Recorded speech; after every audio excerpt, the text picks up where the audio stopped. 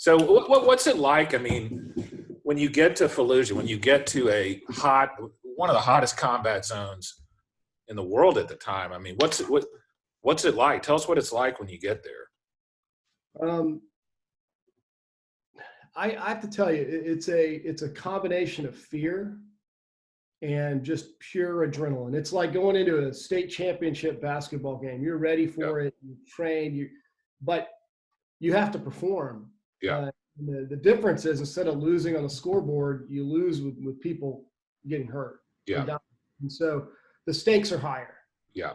So Iraq is very unique for me. It was definitely war, but in the context of the human context was real. It was extraordinary bravery from people that maybe they weren't going to get shot with a howitzer, but they step on a string that blows their leg off with a grenade. It was a very interesting, strange place that I frankly I miss it. I've never had that in my life. I'll never have that level of responsibility or authority again. I was a little king of a fiefdom.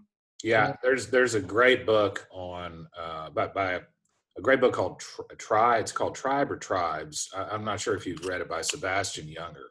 He talks about how a lot of veterans and war correspondents are depressed when they come back. They'd rather be back in theater for the exact reasons you're talking about: the adrenaline, the importance of the mission, things of that nature. And you were actually deployed more than once, right? Yeah, that feeling is real, and a lot of people choose to go back. I had an opportunity to volunteer to go back, and I did.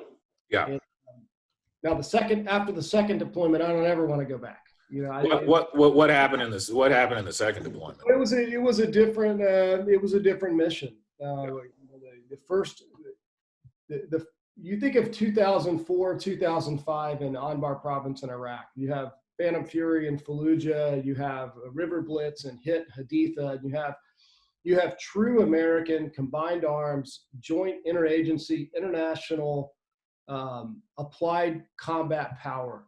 So if you were shot from a building, you could call an airstrike on that building. Yeah.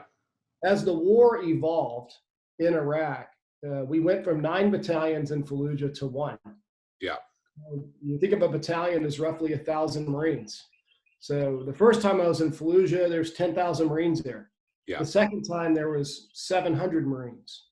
Yeah. So it was harder. Yeah. So the second deployment, we lost more in that area than we did the first one, even though the fighting was more intense the first time. Interesting. Yeah, it sounds like just kind of a different kind of fighting. Different kind of fighting. It's you have one platoon instead of 3 blocks. I had 18 blocks. Yeah. And it's hard to do that way.